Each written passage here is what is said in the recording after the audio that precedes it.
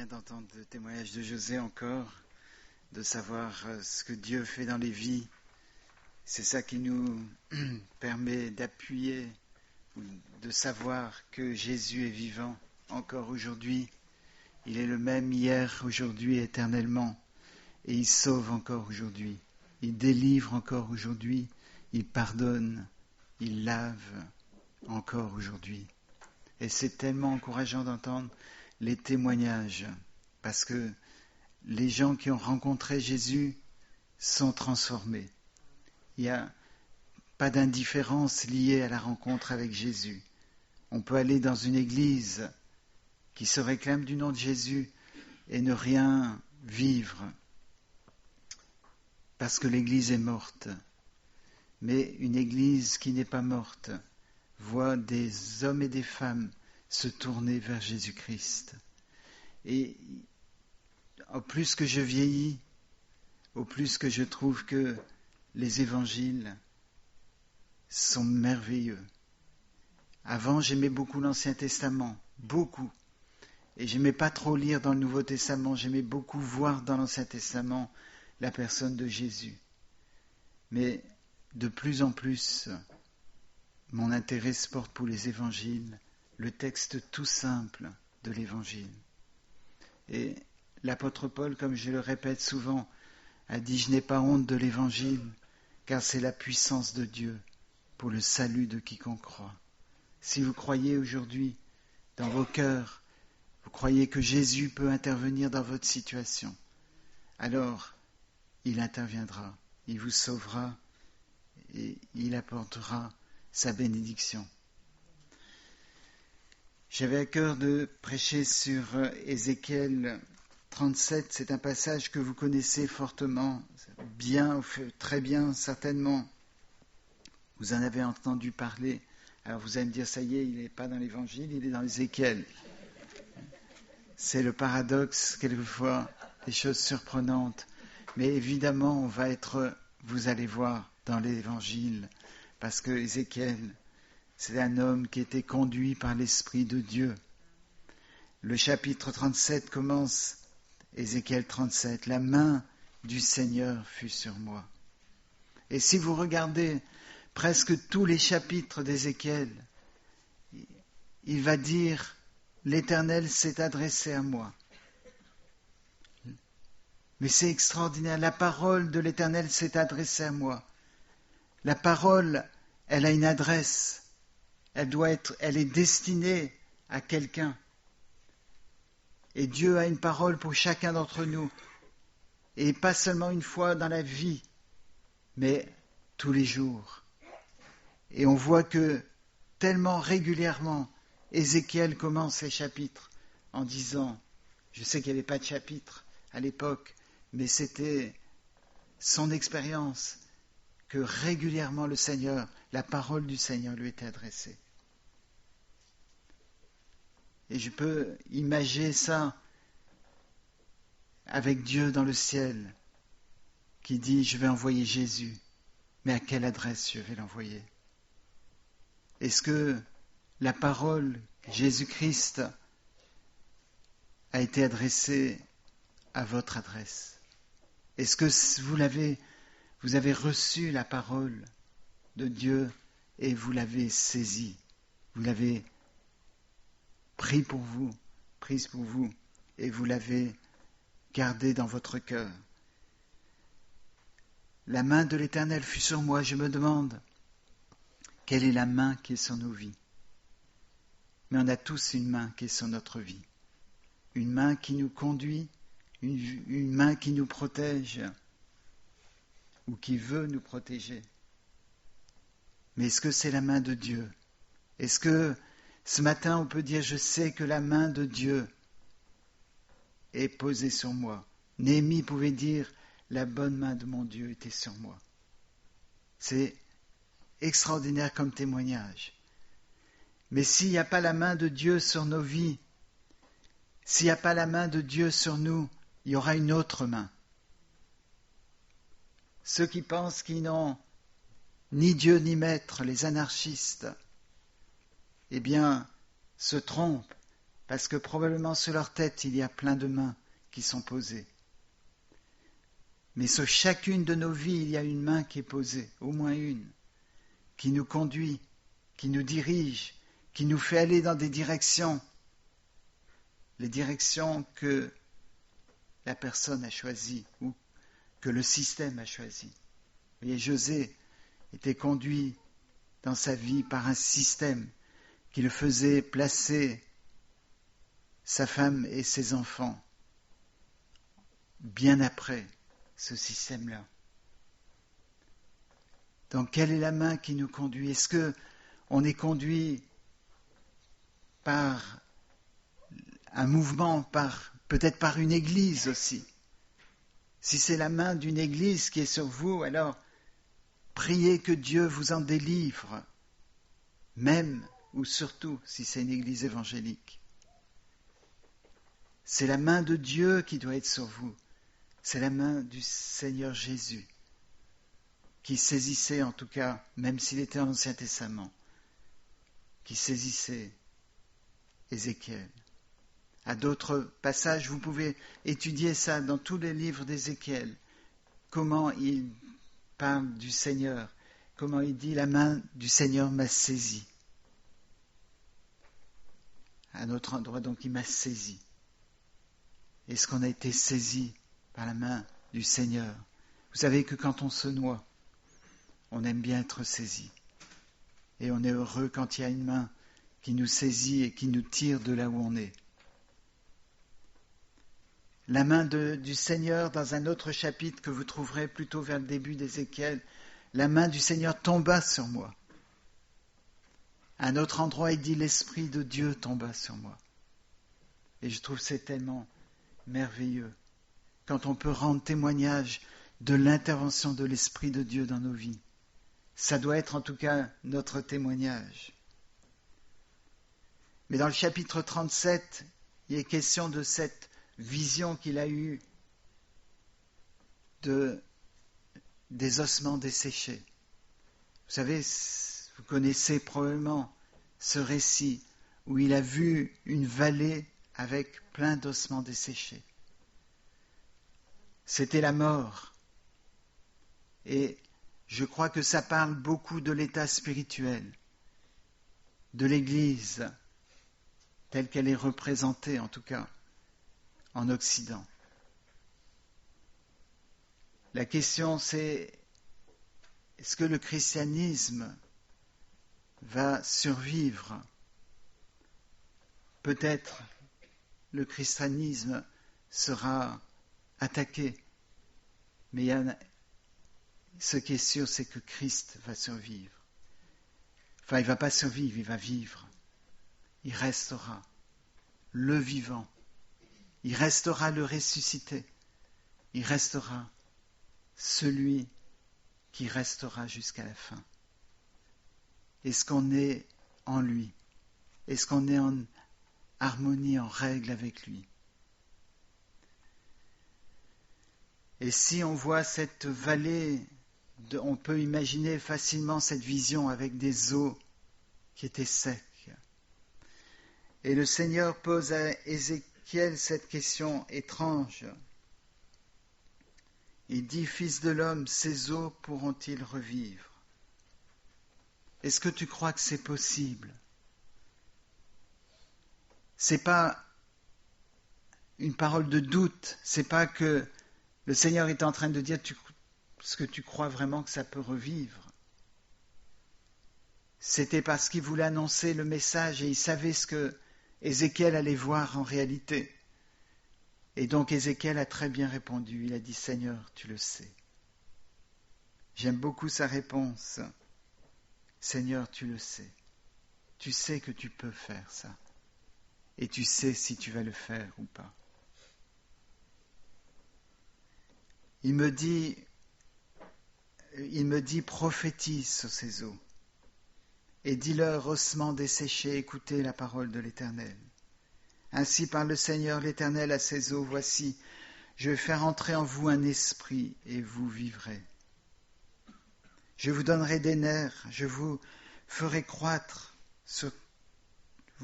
Je ferai croître sur vous de la chair, je vous couvrirai de peau, je mettrai en vous un esprit et vous vivrez. Il le dit 2 fois. Il le dit avant que ne commence le processus.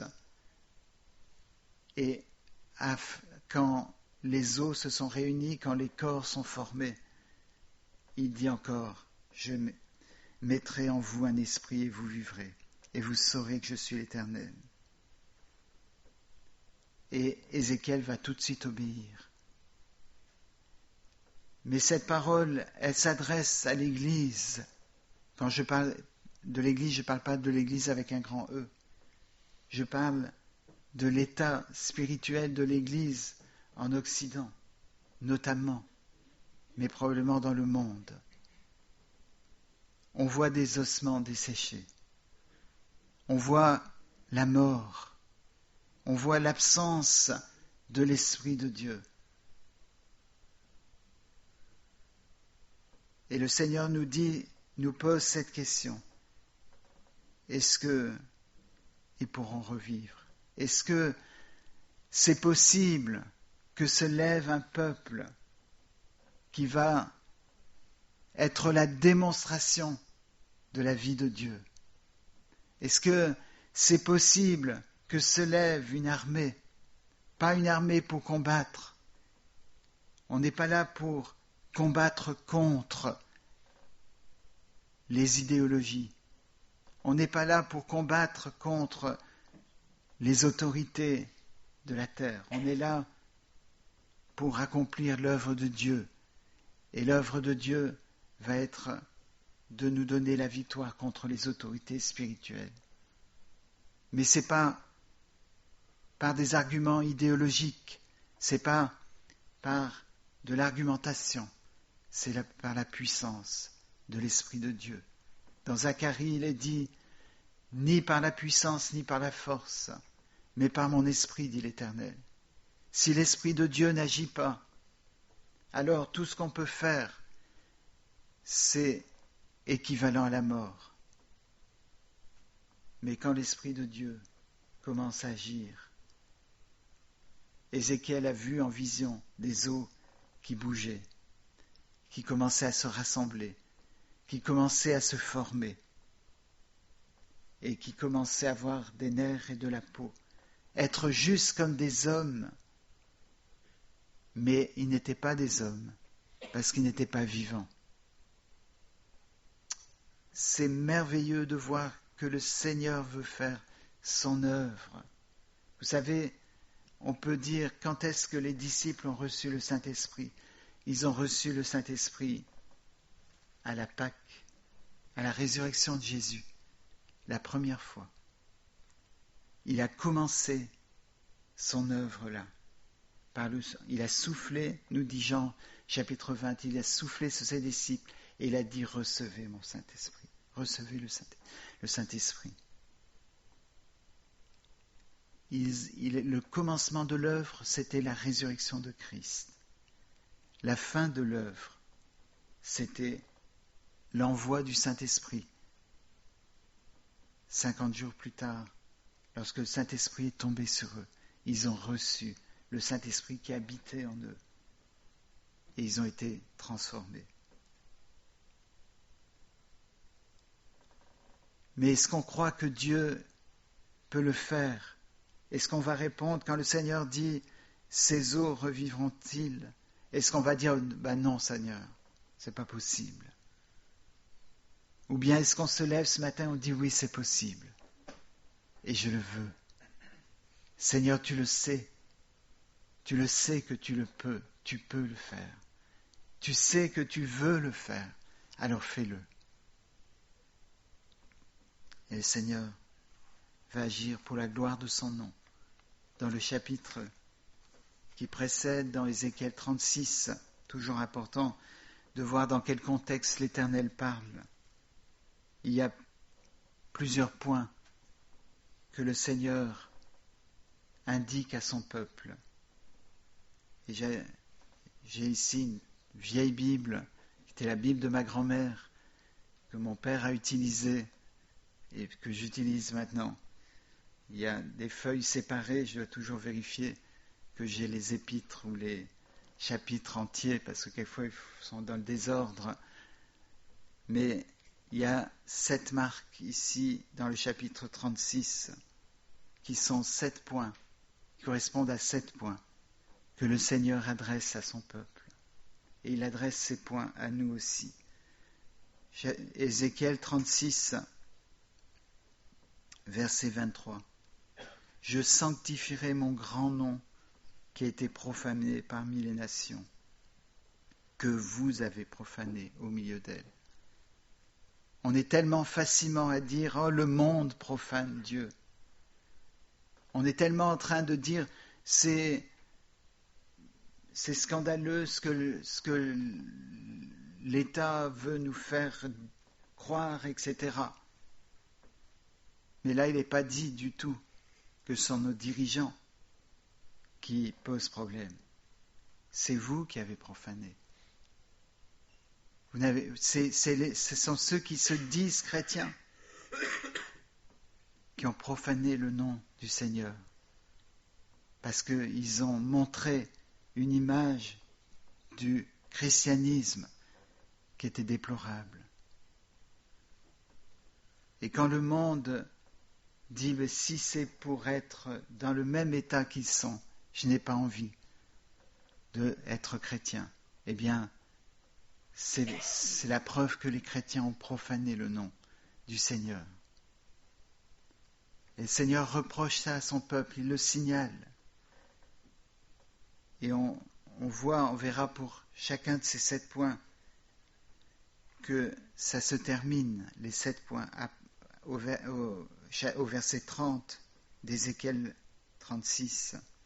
Et au verset 31, il dit alors, vous vous souviendrez de votre conduite qui était mauvaise et vos actions qui n'étaient pas bonnes, vous vous prendrez vous-même en dégoût à cause de vos iniquités et de vos abominations.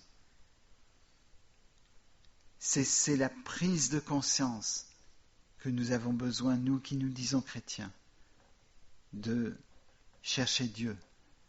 Si mon peuple, ce qui est invoqué mon nom, s'humilie, prie et cherche ma face, je l'exaucerai des cieux. Je bénirai son pays.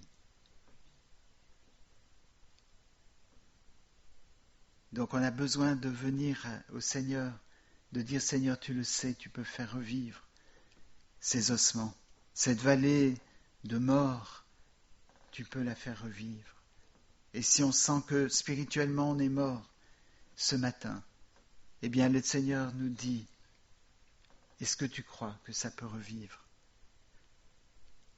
Et le Seigneur le sait, mais il veut être sûr que tu le saches aussi. Le deuxième point qu'il dit au peuple, je vous retirerai d'entre les nations, je vous rassemblerai de tous les pays et je vous ramènerai dans votre pays. Ici, ce n'est pas un pays pour nous géographique, c'était le cas pour Israël, mais ce n'est pas géographiquement ici le sens qu'il faut prendre. Mais il nous ramènera là où nous devons être. Il nous ramènera à cet endroit de relation avec Dieu qui n'aurait jamais dû être quitté. Et c'est là qu'il peut commencer à agir. C'est là qu'il va nous faire voir sa présence, qu'il va nous faire prendre conscience de notre misère. C'est là qu'il va pouvoir souffler sur nous.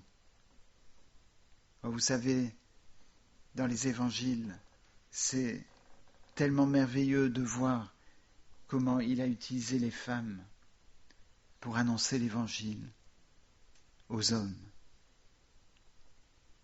Et donc ça s'adresse, la parité est extraordinaire dans la Bible. Les hommes doivent inventer la parité, se forcer. Je me rappelle une commission, là où je travaille, qui devait se former. Et il fallait absolument la parité. Or, il y avait une majorité d'hommes, très peu de femmes. Donc, il fallait prendre des femmes qui n'étaient pas du tout intéressées par la question, mais il faut que ça là pour qu'on ait 50-50. Avec le Seigneur, c'est merveilleux la parité.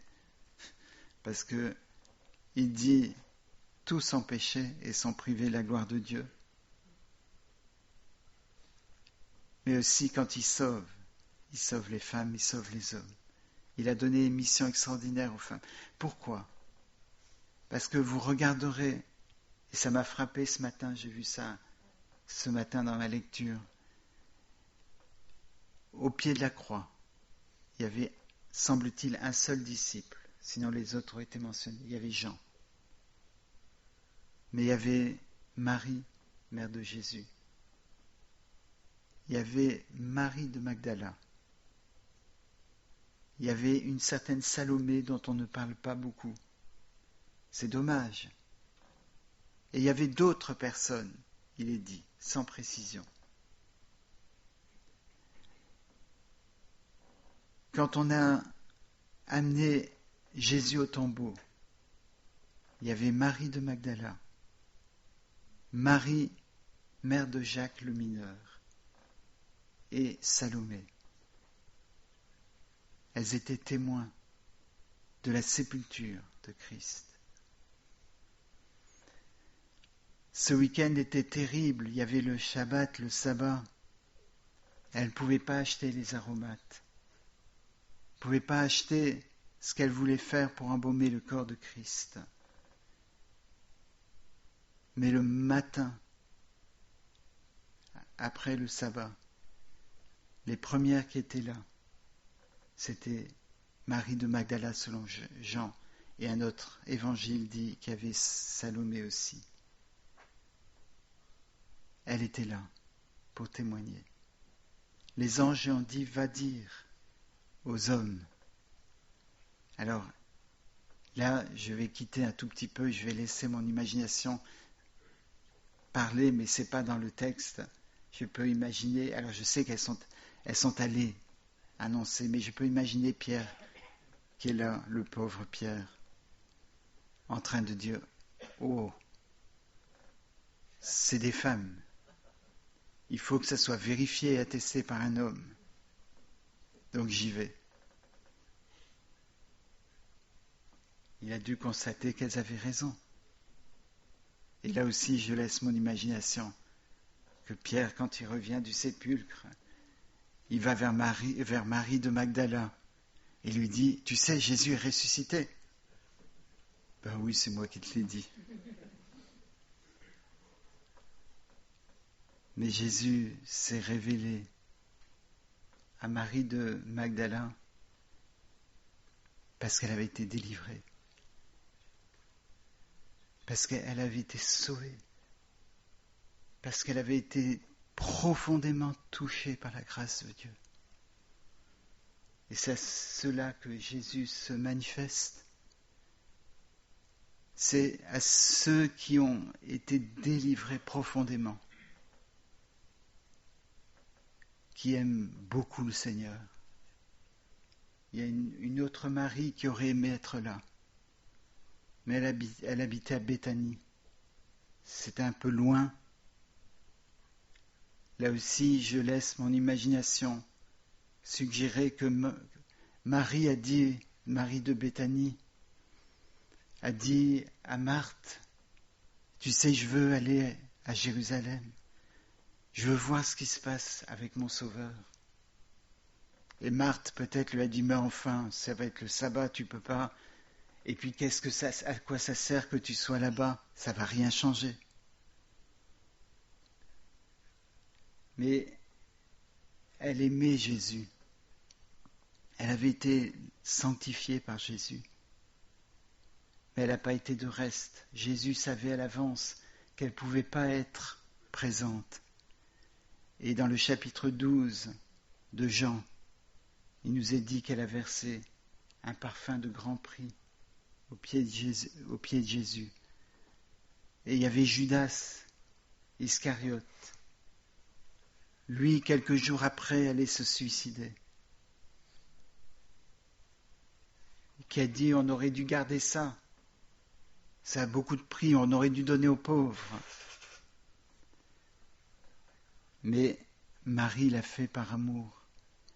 Et Jésus a dit, Elle a fait ça pour ma sépulture. Donc elle était là en esprit. Elle était là en esprit à la résurrection.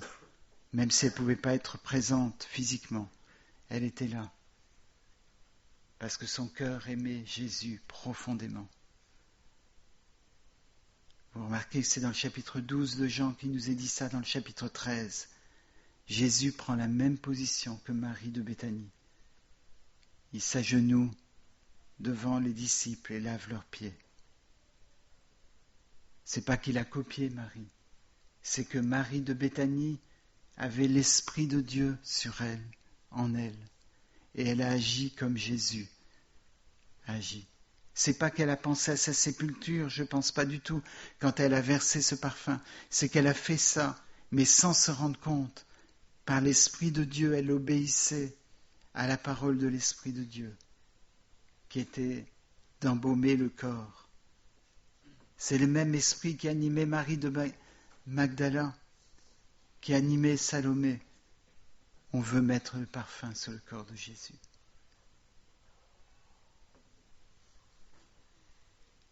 Donc, le Seigneur nous ramène dans notre pays. Il nous ramène là où on doit être. Ézéchiel 36, verset 25, « Je répandrai sur vous une eau pure, et vous serez purifiés. Je vous purifierai de toutes vos souillures et de toutes vos idoles. Je vous purifierai. » On a besoin d'être purifié. On est dans un monde sale. Le culte de la saleté, c'est le culte des Européens. Pas seulement des Européens, mais notamment et largement le culte des Français, des Européens, des Occidentaux. Et on a besoin, on doit savoir que le Seigneur n'est pas venu pour couvrir la souillure. Il est venu pour ôter la souillure. Et notre souillure peut être pas seulement le péché tel qu'on le représente, le péché de la chair, mais dans Ésaïe 64, il est dit « Toute notre justice est comme un vêtement souillé ». Tout le bien que vous avez fait dans votre vie, c'est comme un vêtement souillé. On comprend que tout le mal qu'on a fait, c'est comme un vêtement souillé. Mais là, il est dit que tout le bien, toute la justice que vous croyez avoir, c'est comme un vêtement souillé. Et Jésus a pris sur son corps la souillure de nos vies. Il a pris à la croix lorsqu'il a dit « Tout est accompli ». Et il a pris pour nous donner des vêtements nouveaux, pour nous donner un cœur pur, un cœur nouveau. Est-ce que vous voulez ça ce matin? C'est pour vous, c'est pour nous. Est-ce que vous croyez que le Seigneur va le faire? Dites Éternel, tu le sais, tu peux le faire et tu veux le faire. Verset 26, « Je vous donnerai un cœur nouveau et je mettrai en vous un esprit nouveau. J'ôterai de votre corps le cœur de pierre et je vous donnerai un cœur de chair. » Est-ce que tu es dur dans ton cœur? Est-ce que tu es dur? Le Seigneur veut te transformer, veut transformer ton cœur pour que tu deviennes doux. Jésus était humble et doux, nous dit le prophète Ésaïe, en prophétisant sur la venue du Christ. Et Pierre lui-même, lorsqu'il écrit son épître, était frappé particulièrement par le fait que Jésus, insulté, ne rendait pas l'insulte.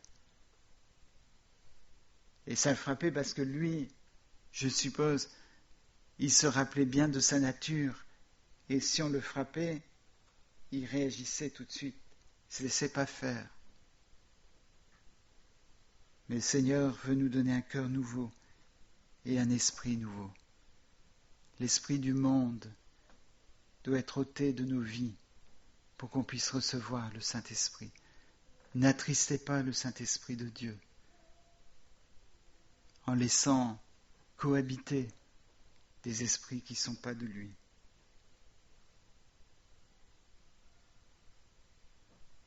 Notre esprit, c'est quoi?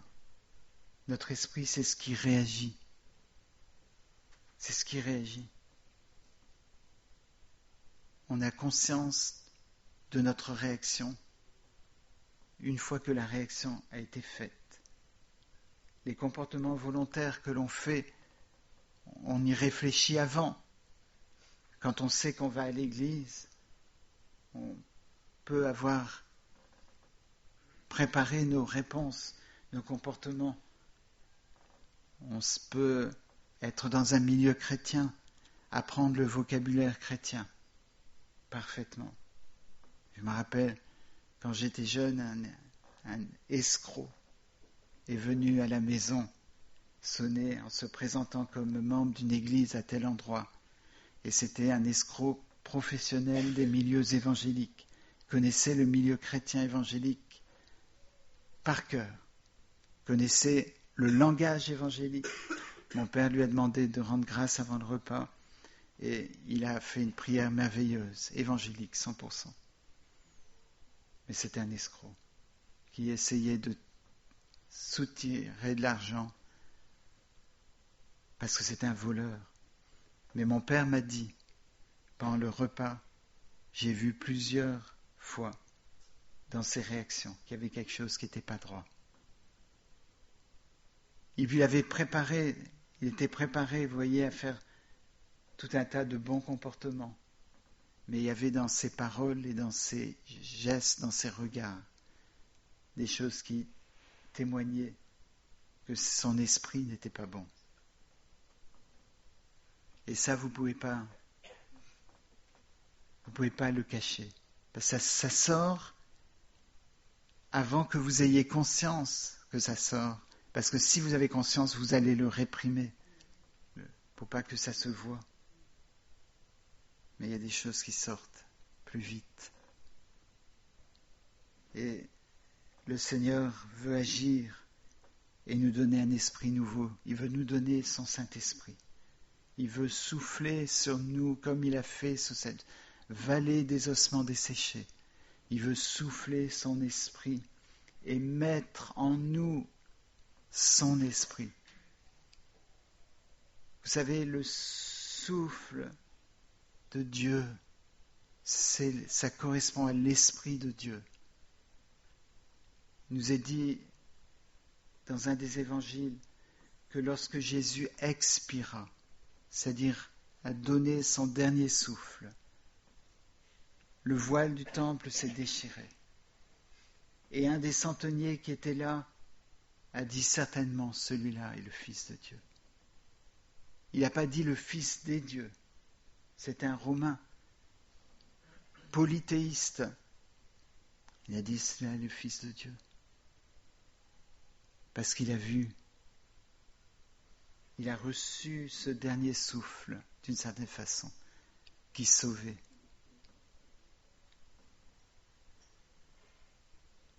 Le Seigneur sauve, même quand il mourait sur la croix, il a sauvé. Il a sauvé le brigand à côté de lui. Il a sauvé ceux qui voulaient être sauvés parmi ceux qui l'ont cloué sur la croix. Père, pardonne-leur, car ils ne savent ce qu'ils font.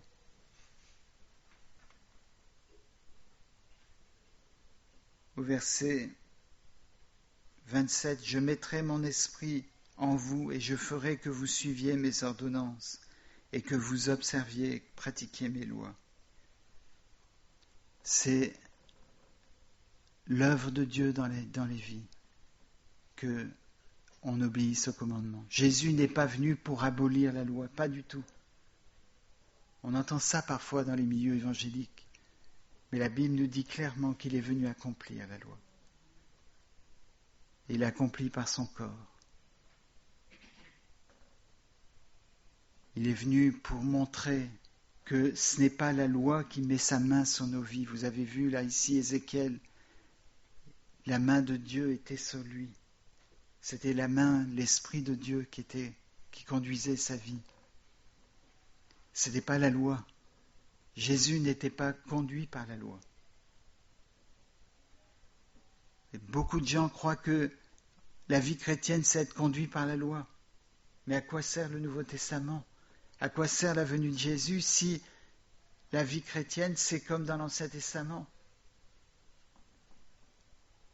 Si c'est les lois, les commandements qui dirigent votre vie, alors la main qui est sur votre tête, sur vous, c'est la main de la loi.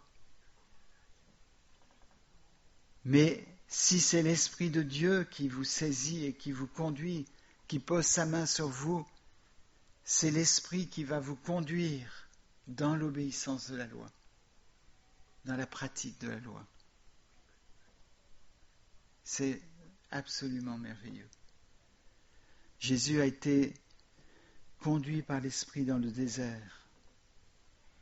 Il a été conduit par l'Esprit dans le désert. Et dans le désert, il est resté 40 jours, sans être touché, sans avoir à manger et à boire. Sa mère, lorsqu'elle a donné naissance, il a été dit que le saint enfant qui naîtra de toi sera appelé le Fils du Très-Haut. Et selon la loi, pendant 40 jours, elle ne devait pas toucher de choses saintes après l'accouchement. Mais elle est obligée de toucher. Comme toute mère, elle devait toucher son enfant, elle devait lui donner à boire, à manger, n'est-ce pas? À boire au début. Elle devait le toucher. Et elle devait avoir ce conflit entre la loi de Dieu qui interdisait de toucher les choses saintes. Les autres mères n'avaient pas de problème pour toucher leur enfant, parce que leur enfant n'était pas saint. Mais elle avait un saint enfant qui, selon la loi, ne devait pas être touché. Mais Jésus a pris ça sur son corps lorsqu'il a été conduit dans le désert, exactement la durée, sans être touché et sans avoir à boire ou à manger. Il est venu pour accomplir la loi, par amour, mais il l'a accompli sur la croix du Calvaire. C'est là l'accomplissement de la loi. C'est là où la loi est véritablement accomplie. C'est dans son corps. Et ce qu'il n'a pas pu faire au désert, ou ce qu'il a pu faire au désert était partiel, mais ce qu'il a fait à la croix du Calvaire était total. C'est pour ça qu'il a dit, tout est accompli. Tout est accompli pour ta vie. Tout est accompli.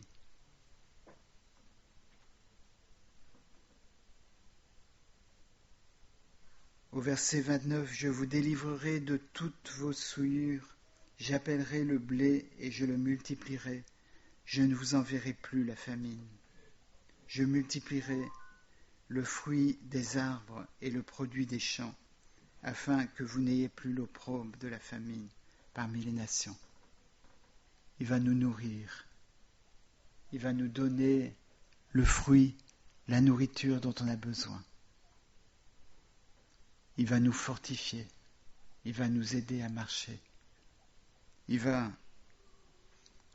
pourvoir à nos besoins. Comme le Seigneur est bon. Et tout ça, ça se termine, comme j'ai dit tout à l'heure, au verset 31. « Alors vous vous souviendrez de votre conduite, qui était mauvaise, et de vos actions, qui n'étaient pas bonnes.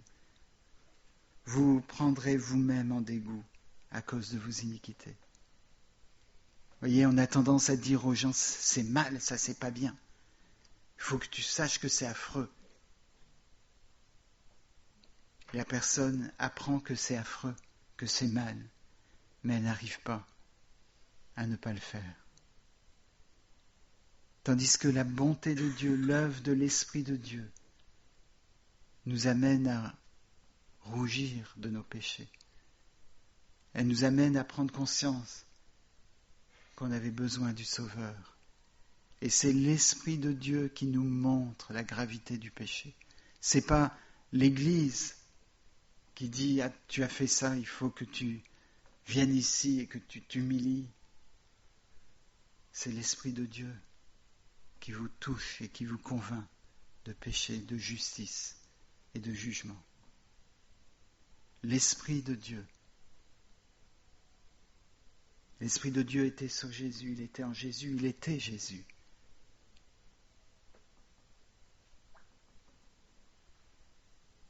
Donc ce matin, le Seigneur veut faire la même œuvre dans nos vies. Et s'il y a une vallée d'ossements dans nos vies, il veut prononcer sa parole. Il veut donner son souffle. Et il veut nous faire vivre. Et c'est simplement à nous de dire, et Seigneur, tu le sais que j'ai besoin. Alors fais-le. Amen.